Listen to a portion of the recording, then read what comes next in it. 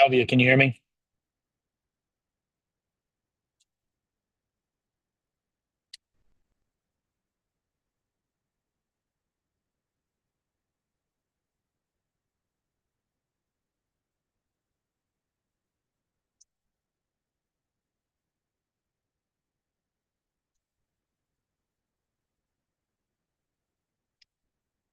Hey, Elvia, Yep. can you do me a favor and check, make sure that we're live on YouTube right now? Can you just double check that? I'm letting Yep. everybody in, guys. We'll get on here. We'll get in here in a second. Get going. Let me meet these people. Should be good to go. How's everybody doing today? Happy 2025. Hope you guys. We just closed our second deal of the year yesterday, or today. Was today Tuesday? Yeah, yesterday. Who cares what day of the week it is? What month of the year it is? How cold it is, how much snow there is on the ground. It just doesn't matter. It just does not matter. So we're going to get into this here real quick. Got a few more people coming in. We're going to go through a deal real quick, and if you have anything else that you want us to go through or copy or or discuss, we can do that as well. LB, are we good on YouTube? Yes, we are. All right, super. All right, let's get right into it, guys. I'm going to share my screen and let me get this, show you this deal that's available right now. Literally just got this in. I was just updating it a few minutes ago. So let's see if I can find it here. Do, do, do. See, where is it here? Mhm. There it is. Do, do. Come on. I'm remote today, so I'm a little bit, I feel like going to a gunfight with a knife. I'm a little bit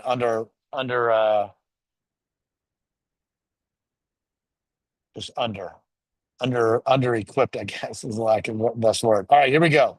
So this is the deal. I just got it. If you guys are interested in this deal, reach out to us, let me know. So this is in Rowlett, Texas. It's a suburb. We'll look it up here on the map here in a second.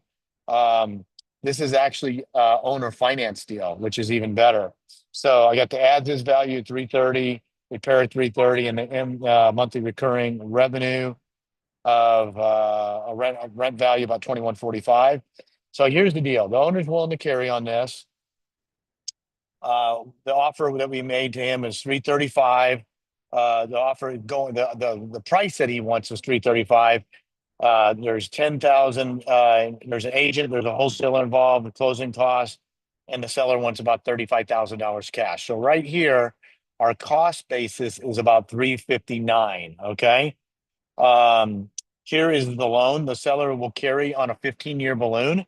We might be able to get them to 20, but right now it's 15 years on a 360-month term, which means that we're going to write it for 360 months of payments, but there'll be a balloon in 15 years. That's what that means. Okay.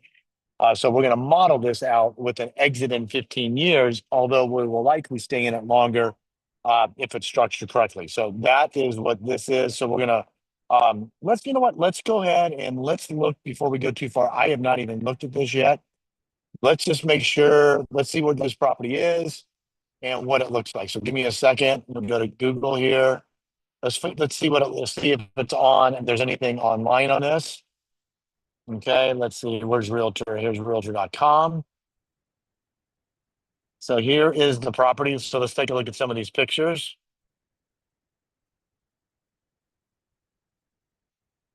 Okay, it's vacant, ready to go. It's got some upgrades in it.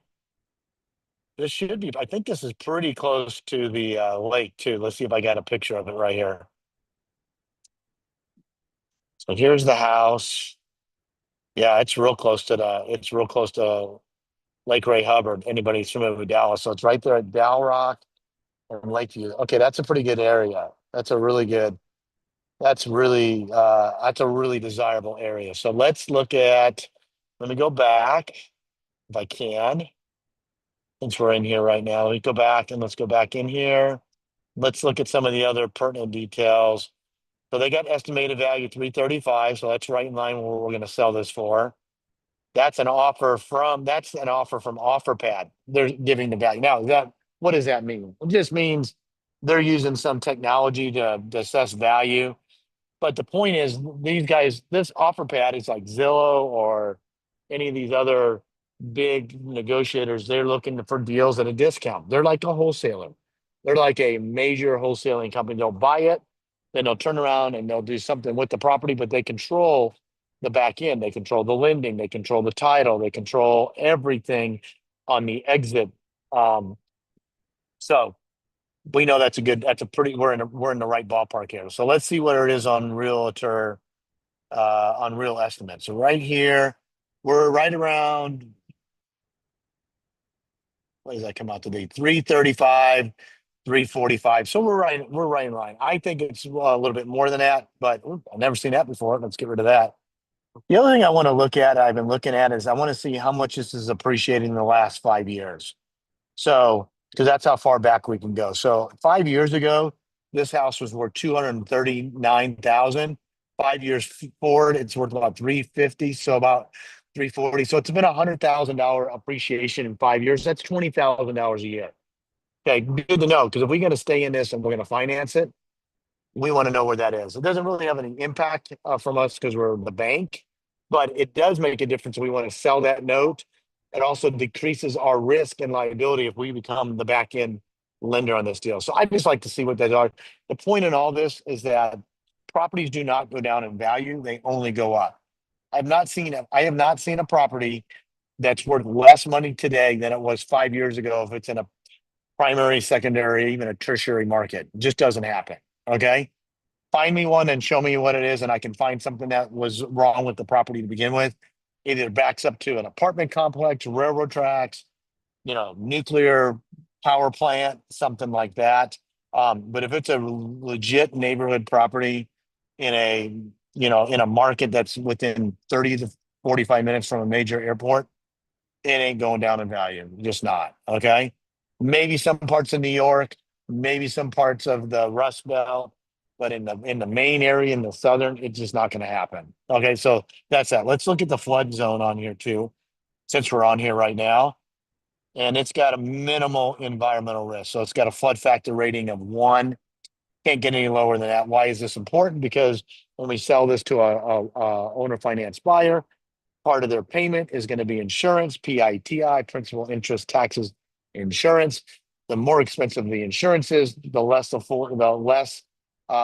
money they have relative. If they have an affordability of $3,000 a month, that means we can charge less on principal and interest if insurance is high. It all goes into the bottom line number. So let's look at the ZHVI since I'm here, and then we'll get back to the model and see if this is even a deal or not. So 75088. So let me go in here and let's see here. Let's go to again. We're going to go to ZHVI.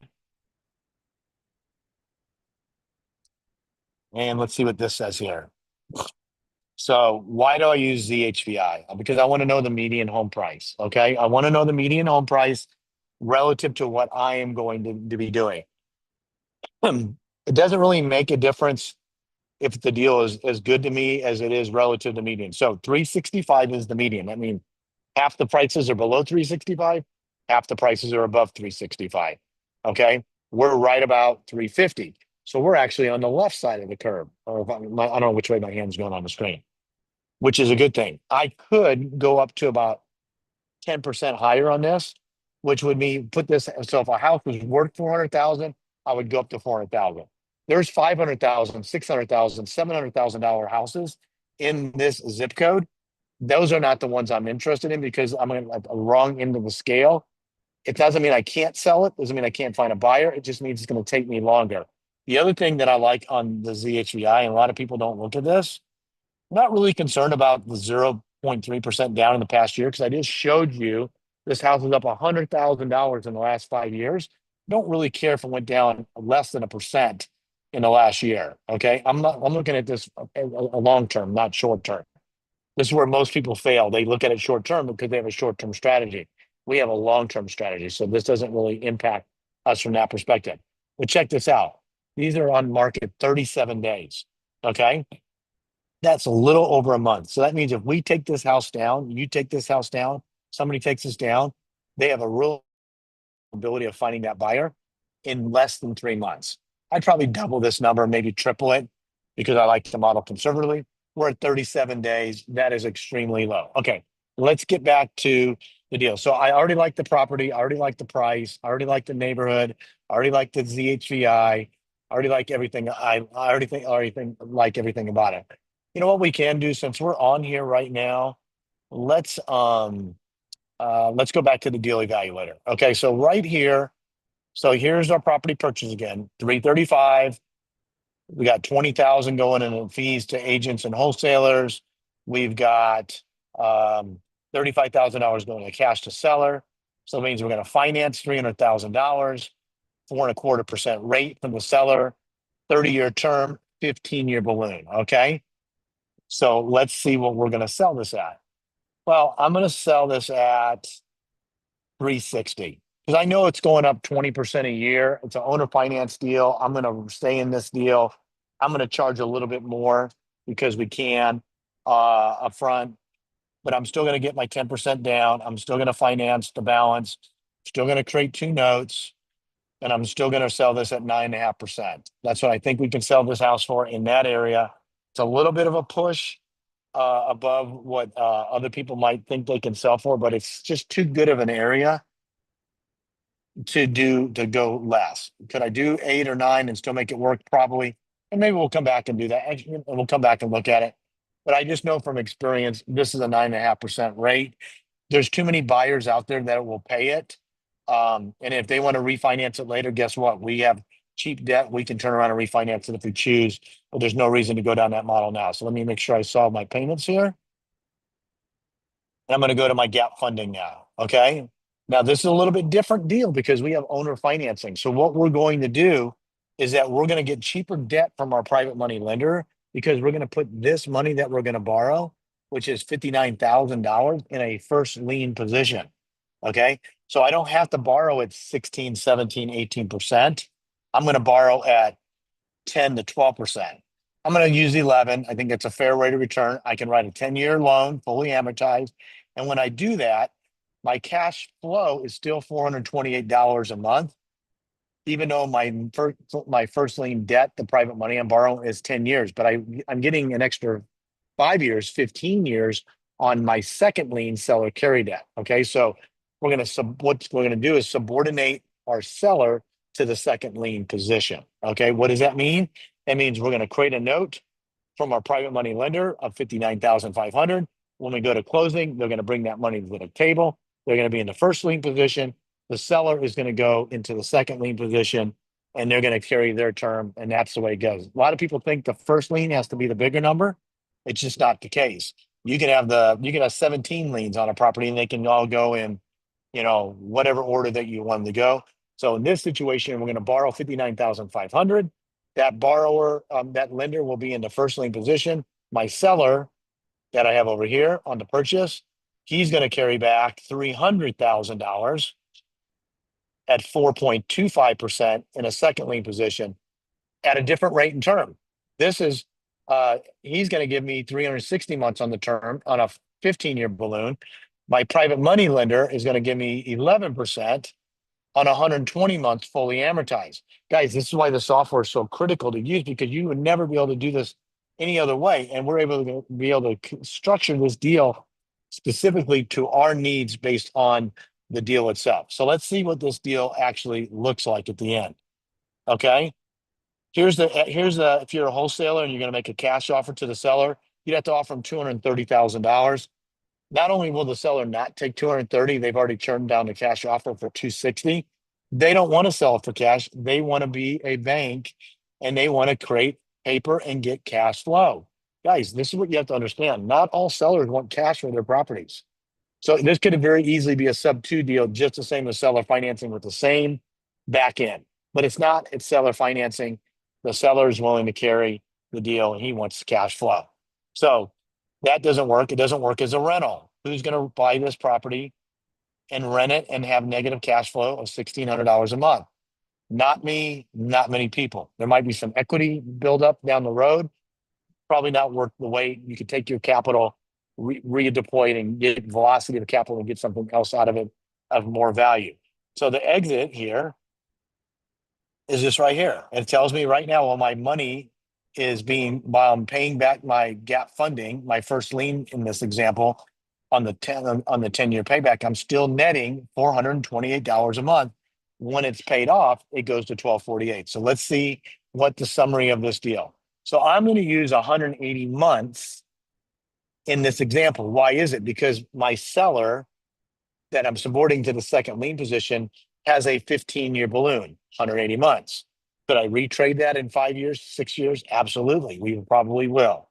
But let's just model it out because we're going to model it based on the facts that we know. We're going to use 180 months.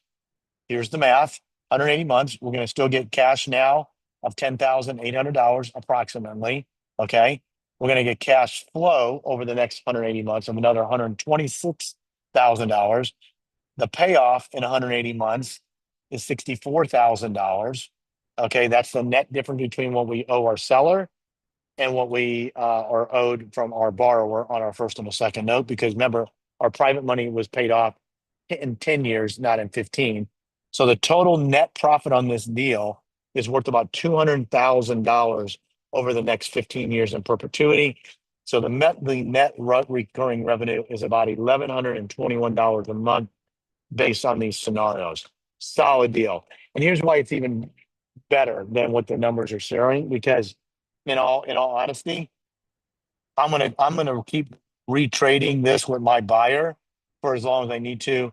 If he wants to refinance in 5 years, great. I'll go refinance him at 7% if he's been a good borrower, because I'm gonna get to reset the term to another 30 years. I'll recast this model and I'll rerun it again. I'll run another dual amortization. And if I don't want the cash and I want the cash flow, I'll continue to do so. If he decides he wants to sell this in 5 years, okay, guess what I'm going to do? I'm going to go in here and let's just say he wants to sell it at, the guy I sell it for, say he wants $400,000. Well, great. I can figure out how much he owes me. He probably still going to owe me 370, or excuse me, 330. I'll go in and I will give him $70,000 cash. I'll take over the property. I'll go find another buyer at the new price point, the new down payment, reset the terms, reset the rate, and I still have my pay down on my property purchase amortization right here. And it continues to go down and down and down and down and down and down and down. So I'm not going to give this up. Why would I give up cheap debt, especially when I can control it for the length of the deal? So this deal right here is, I would give this a high quality deal. If anybody's interested in this deal, it looks like you're going to get at the source your own $59,500. I would recommend putting it in the first lien position. You can use your own money. You can borrow from a private money lender. We can actually probably find a note buyer that would take this deal. I don't think we'd have any problem doing it.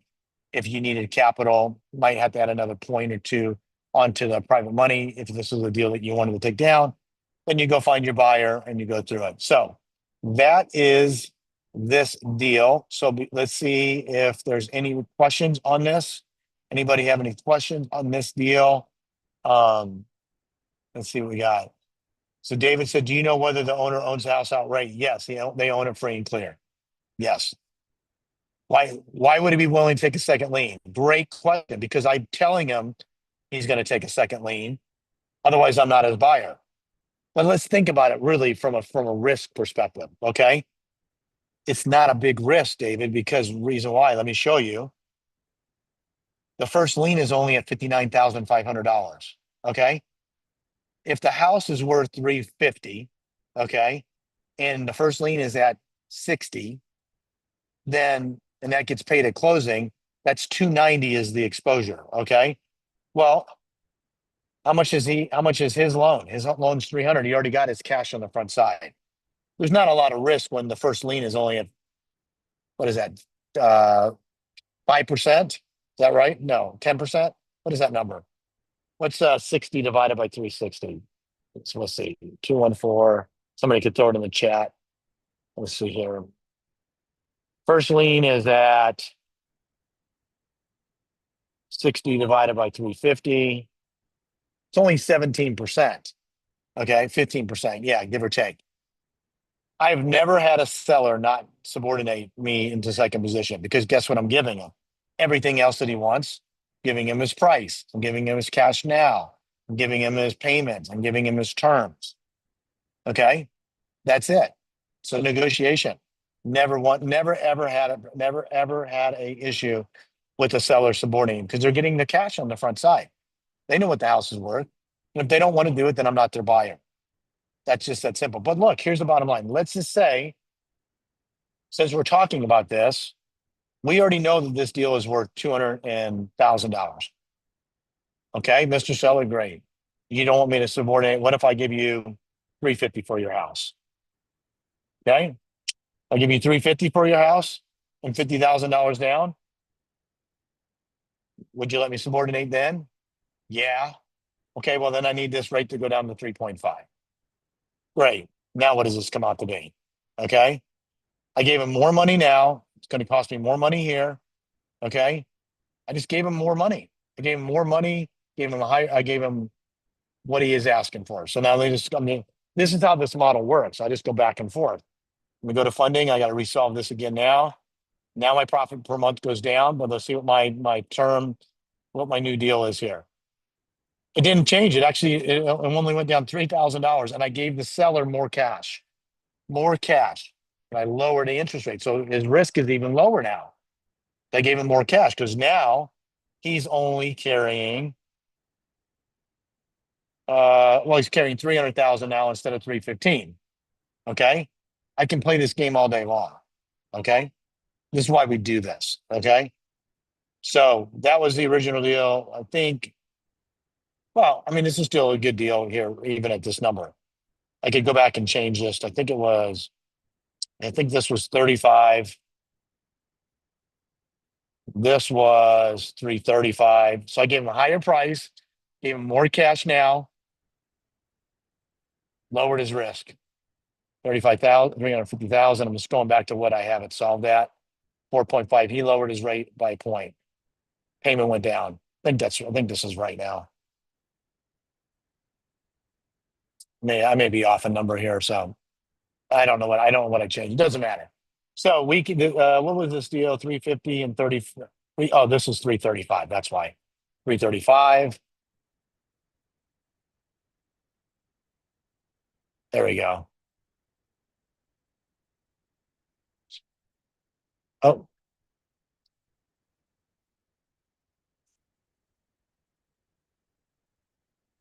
Let's see here. Make sure these numbers are right.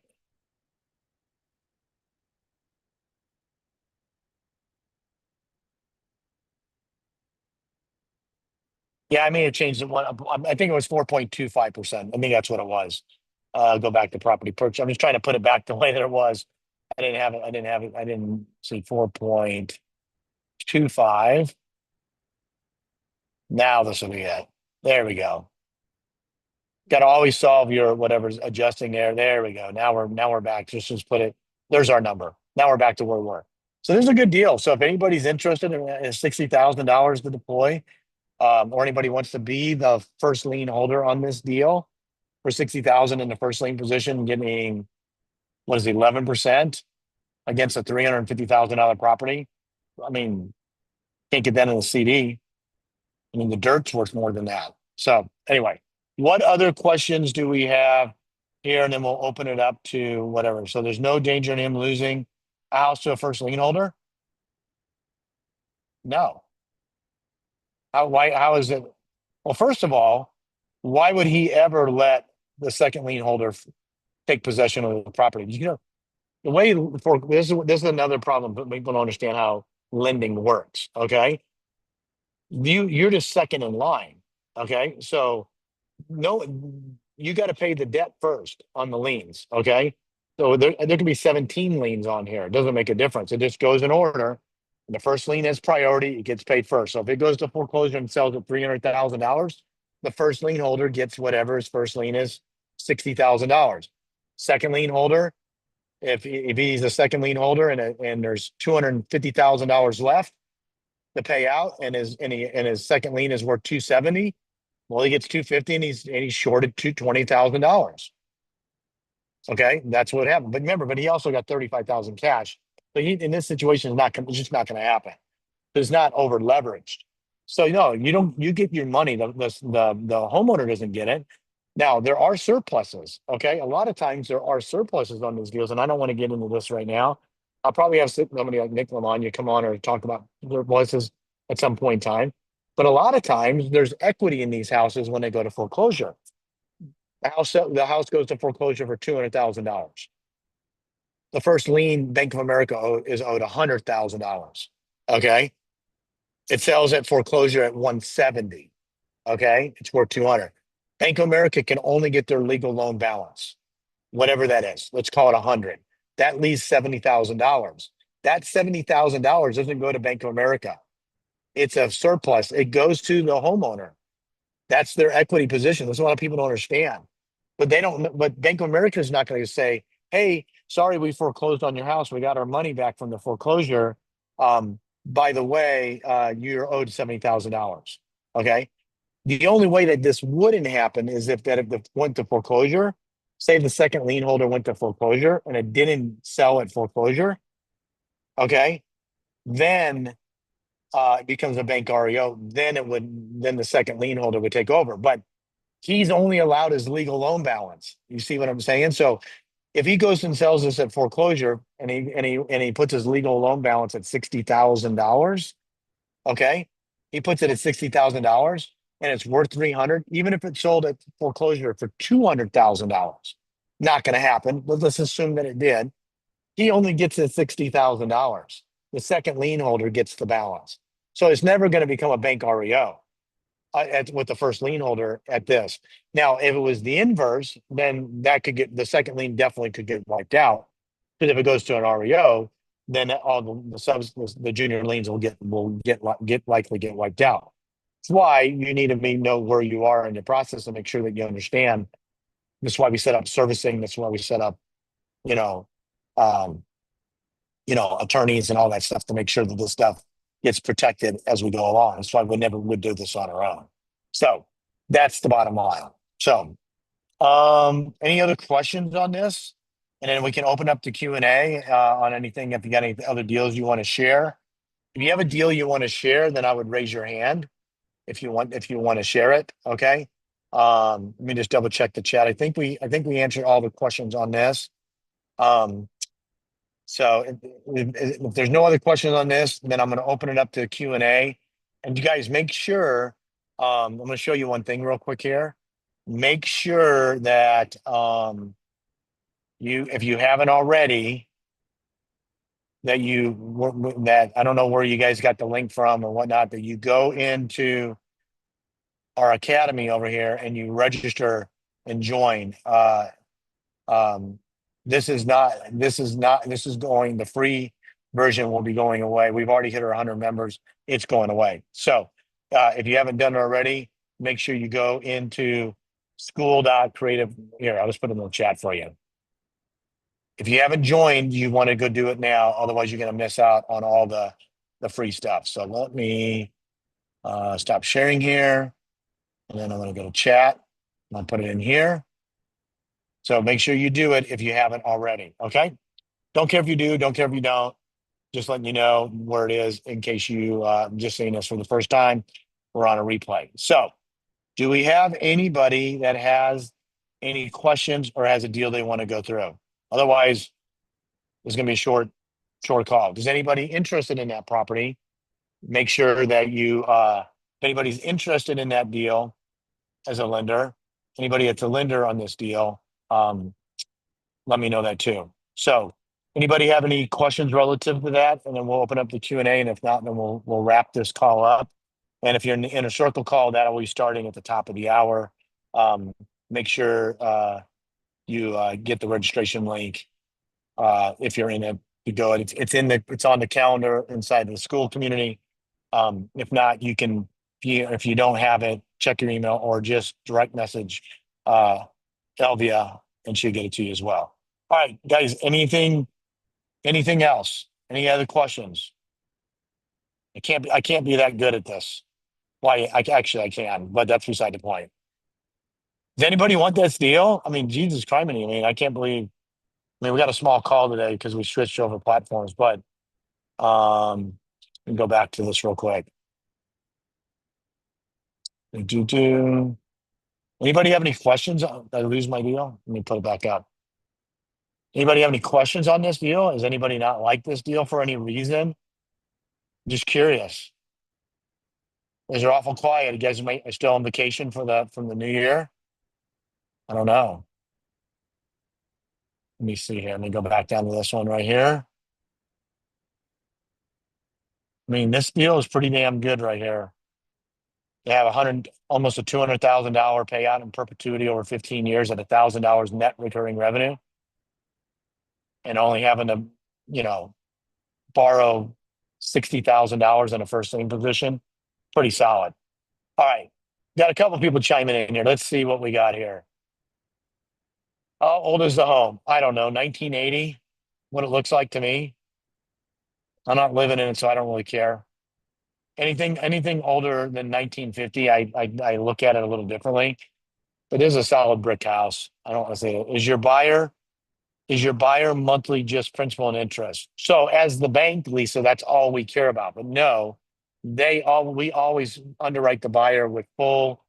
They got PITIX, principal interest, which is the bank portion of it, which is us, me, you, whoever's going to be the creator of the note, and then taxes and insurance are escrowed, and taxes go to the county, and they disperse them accordingly, and insurance goes to the insurance company to protect the property, and then servicing the S is paid by the buyer, and they will pay that depending $35-40 a month to service the note, because we want to make sure the taxes and insurance are collected, and then the payment is collected. So like if you look at this right here real quick, so what happens right here is that we find the buyer right here. I'm not going to break it down. So this is what we're looking at right here. Okay. So think of it this way. The total payment to the buyer, if you add up all these numbers, well, let me just go back over here for a second. The buyer, they're going to be making a payment total of $2,270 and $454 in this example. So call that $2,700 plus taxes and insurance. Okay. Lisa, why do you think taxes and insurance kill the deal? I'm just curious. Why don't you go on, if you want to go on, and I'm curious because if you have this question, I'm sure other people do. Can you hear me? Yeah, I sure can. How are you? Good. How are you doing? Good. We live on the coast. We do a lot of deals down here in Corpus Christi, and yeah, taxes, insurance, windstorm. It just the monthly payments are so high that we have to wait. We could never do a 9.5. So is the whole town vacant? There's no one living in those houses. No one owns houses. No one's buying houses. No one's selling houses. Yeah, it's a ghost town. No, Okay, I get you, but I mean, don't buy and sell properties on the Texas coast. I know. I mean, there's properties everywhere. We've had over 30 properties coming in the last 2 weeks. There's properties everywhere. Don't do it. Don't try to buy and sell a house on the coast. I mean, that's what I would say. So this house here, someone's going to be paying like what, 4,000 monthly with taxes and insurance? Probably 1% of the sale price. Probably 1%. So call it $3,600 a month, probably. Okay. What do you think rent is on a house? Yeah, I don't know how many square feet this is. You're overthinking it. Okay. Let's just look at it from a buyer's perspective. First of all, they got to be able to afford it. Okay. Let's just say that. But let's just say let's just be really conservative here and say rent is $2,500 a month. Okay. And owning it is $3,600 a month. Okay. Yep. What's the interest rate on rent? It's 0. sort of a trick question. No, it's actually infinite because there is no. Oh yeah, that's right. You get no return. If I pay $2,500 in a month, I get no value back on that $2,500. It's gone forever. Okay, gone. I don't get it. But if I got $1 back a month out of the $2,500, I could theoretically calculate it, whatever it would be. We got some math wizards in here. Somebody tell me if I got $100 back on a $2,500 rental each month, what the effective rate on that would be. Somebody can throw that into their HP and tell me what it comes out to be. It's not, it's crazy. Rent. If you rent, if you convert it, assuming you got any money back, it'd be extremely high. That's number one. Well, let me ask you a question. If you're paying $3,600 a month, okay, I'm going to just pull up an amortization schedule right here. Let's just look at this right here. Okay. Check this out. The very first payment that's made on this, just on the first loan. Of this payment, $2,137 goes to interest, only $132 goes to principal. That's the borrower. Okay. What does the buyer get to do with interest that they pay in on a home? They get to deduct it. Get to deduct it, yeah. Yeah. So you got to pay in advance, but you get it back. Okay. So the buyer obviously has to be able to afford it, but they get to deduct the interest that they pay. Guess what else do they get to deduct? Property taxes. So if a buyer is paying in $25,000 a month, let's say, $25,000 a year in interest, and they're paying another, call it $10,000 a year in property taxes, do they not get to deduct that on their taxes? What do you think they get back in return? Right? I'm not gonna play CPA here, but I guess what they get back a hell of a lot more than zero, which is what they get on rent. I would guess that if you depend on their tax bracket, they're probably going to get over a $12,000 credit, which is the equivalent to the extra $1,000 a month they're paying in form of the rent. What else do they get? What else do they get? Let me show you this right here. Let's go back to this right here. Let me find it here. Where's my values? Where'd they go? There we go. Oops. Where is home value? Right here. We just got done talking about this thing. You get appreciation. You get appreciation. Okay. What's stopping that borrower from refinancing in a year? 3 years, 5 years, 10 years. What difference does it make? They can get their act together and they can go get a cheaper loan, then go do it. But guess what they have? They have an asset that's going to appreciate in value, not depreciate in value. I've yet to see one happen on a good property house. Here's case in point right here. Here's the property value right now, 340. Go back to 2020, 240. So let me ask you a question, Lisa. If you bought this house and you were paying 9.5% and you were getting to deduct your taxes and your interest, and it went up $100,000 in value, but it cost you, I don't know, you didn't have to rent it, so it cost you a little bit more each month and you had to pay in advance. Are you in a better position by owning this property or renting it? Owning it. I get what you're saying. Yeah. Yeah. So I think the question becomes, can somebody afford it? The question is, can they afford it? Right. Not whether or not the rate's too high or not. Because at the end of the day, if they can afford it, for most people, this is a better opportunity.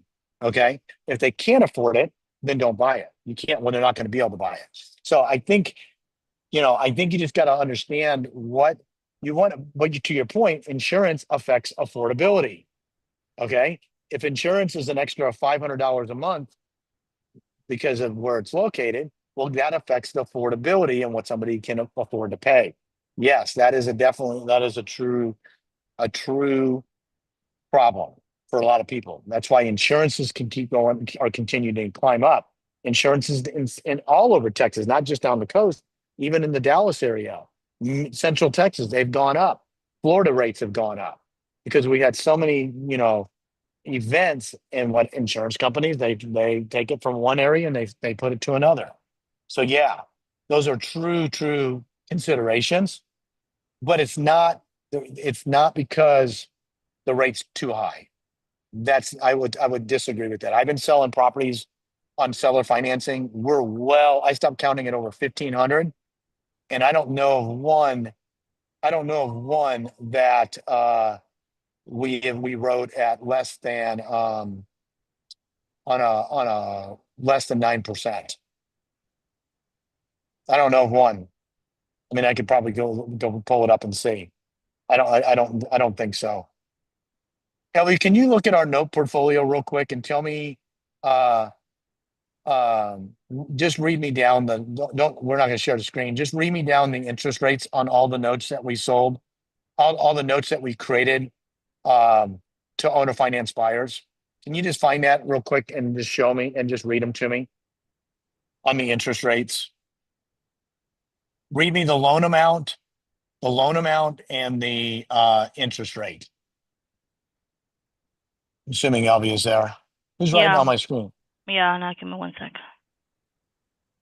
You know what? Nick, can I get probably what do you're it. saying. I get what you're saying. Most of the people we have dealt with, we've done Well, a few wraps. well, you just got to get out. You just can't make assumptions. Is Darren on this call right now? Is he on here right now? We just closed one of his properties. You know what? I got it in here. Let me just pull it up real quick. I'm just curious. Let me just pull this up. What was it on Chestnut, Elvie? Is that the one we just closed? Yes. Let me go to Chestnut. I don't. 531. Oh, you know what? I don't think I have it. I don't think I have it in here. I don't think I have it on this. I don't think it's in this version of the software. Well, you know what? No, I don't have it. Let me. You know what? I think I can pull it up a different way. We just sold it. What did we sell that house for? $390,000, Elvia? And what was the promissory note on it? 9.5, 9.75? 9.95? Let me make sure. It Probably was can find it. We just literally closed it yesterday. Just look at the first lien promissory note, because there's 3 notes on that one and they're all the same. They're same.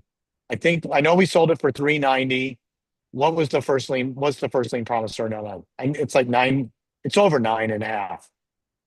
975, I think. 9.75. Is that what it was? Pretty sure that's what it was. 9.75 on a $390,000 house. It's a nice house, but you know what? The borrower wanted the house and they paid it. So it's really just mindset and doing it. I'm not saying it's easy. If it was easy, everybody would do it. But when you have a deal that can potentially pay you $200,000 in perpetuity, you need to look a little bit. Got to dig a little bit. It was 9.95. 9.95, even better. So we wrote a 9.95% mortgage on a $390,000 sale price. Wasn't it like 389 or something, Elvia? I think it's what it was. 389. You don't need it. I know that's what the number is. So anyway, Lisa, I'm glad you brought this stuff up, because a lot of people have they ask these same questions. Okay. The challenge is, can you structure the deal? Can you do it? Here's the other thing. No one says you got to go buy this house. You can go find a buyer for this house, then go contract to do it. Do that too. Okay. But there's just a lot of different options that you have available to you. So, anything else relative do it? Are you doing anything outside of the coast? Right now, no, but we need to expand. Yeah, I would definitely expand. I'm assuming you live down on the coast. Is that why you're doing business down there? Yeah. Yeah. Yep. I think that's probably one of the number one hurdles people need to get over. They try to do business in their backyard when the backyard is not where they're supposed to be doing this style of business. Okay. There's definitely better places to do this type of structuring, that are less risky, more profitable, more valuable, than most people's backyards. That's why that's part of it. So doesn't mean you can't do it, but we want to deal on probabilities, not possibilities. You start going north, you start getting into stuff that's You know, the Houston's got a lot of good areas north of Houston, DFW area does, San Antonio does, even some of the secondary markets like, uh, you know, Lubbock or Amarillo or Waco, you know, things like that. Those are good areas as well. So, but yeah, you guys, if you get anything and you want us to take a look at it, send it in. We'll take a peek at it. We'll give you our opinion on it. But there's buyers for all these properties. Look, the seller carry market is $30 billion. And I can promise you there's a lot of those deals in Corpus Christi area, Galveston area, on the coast of Texas, on the coast of Florida, on the coast of Georgia, on the coast of Alabama. They're in areas that are affected by this. $30 billion of seller carry notes that are written every single year. That is not a small number. So once you guys understand how to structure them, which is what the software does, how to find the buyers for them, and how to get paid, some cash now, some cash flowing, some cash later, it's a great model. It's a model that's not for everybody. It's not a lot. There's not a lot of transactional cash in it. Go do something else. If you need transactional cash, assign a deal like this, make $5,000 like the wholesaler is, and get out of the deal, or go find or just do a traditional wholesale deal. But these deals are everywhere. And LV, how many do we have right now that we have approximately right now? About 29 nationwide. Is that what we got, give or take? You don't have to Yeah, give me that the was the exact number number. yesterday. Yeah, About 29, around 29, 20, we have about 27. 29 nationwide right now. And that number is only going up and up and up and up. So lots of opportunity, guys, out there. You just need to take advantage of it as you will. So let's see what other questions we are. And if not, we're gonna wrap this up and get ready for the next call. So let's see what we have. I'm gonna start backwards. So the seller wanted this. Let me see, David. You said the seller wanted to sell the house as a sell and carry deal, not a one-time sale. Is there some way to assure the seller that the buyer won't buy them out in the future? Well, so I don't have so that's a great question. Some investors will say, hey, I want what's the word I'm looking for? A minimum, they'll do like a 3-2-1 or something like that. They want a prepayment penalty. They did not ask for a prepayment penalty. Okay. Would I've given them a prepayment penalty? Possibly. I possibly would do it depending on how good the deal is. I got to run the numbers, but most of the time they don't ask for a prepayment penalty. Most of the time they don't even question being in a subordinated position. Okay. But a lot of times they don't want to sell it for cash because if there was a rental property or investment property, guess what they have? They have capital gains. Okay. He's not paying capital gains. The only thing he's paying tax on is the interest that he receives annually on this property. It's called an installment sale. Okay. So a savvy investor that's selling a property on terms, if it's structured properly, it's a good deal for them. Okay. That's it. So, if it pays off early, then he gets whatever his unpaid principal balance is on the deal. We just run the amortization, and if we paid it down $3,000, then he gets $3,000 less than what it was. Okay. So, is there any holding cost in the model due to the fact that it's on effect? No, but it could. That's not why I didn't put it in there. I just these deals aren't. I just didn't put it in on that one. You can put it in there if you choose to. Some investors put it in there, some do not. Most of the time, the people that are buying this, they're using their own capital anyway. But you can surely do it. But the payment, just going back to the payment. So when we sell this payment to our buyer, they're going to make a full payment of principal, interest, tax, and insurance. It goes into the escrow. Okay, the escrow accounts, the tax and insurance. It goes to the third party servicer. They collect the payment. They hold taxes in an escrows. They take and pay out according to the notes. First lien holder gets their money. Second lien holder gets their money. Third lien holder or whoever the other parties are to get their money. And that's how it nets out. Okay. All right, guys. I am going to wrap this up. Ellie said, "How do you submit a deal?" Well, just if it's a deal for a partnership, then you would need to submit the the requirements and the mortgage statement, and we'll take a look at it, and we could stay in the back end of these deals. If you want a JV partner, we're about 25 to 30%, depending on the deal itself. If we want to stay in as a JV partner, if you're going to do it all yourself, then you can keep it all as well. So you can just submit the mortgage statement. We'll take a look at it, and we can look at it from there. But do not submit a potential deal if you don't have a copy of the mortgage statement and you know the cash requirements on the surface to do the deal, because I'm not going to guess and I'm not going to negotiate against myself. All right. All right, guys. You guys have a good day. I think we tentatively have a deal or no deal scheduled for Friday. If I get another deal in that we can do, we'll do that. If you're interested in this deal, send us an email or reach out to us inside the community. And if you're on the Inner Circle call, we'll see you in about 7 minutes. Have a good one. Take care, guys. Bye-bye.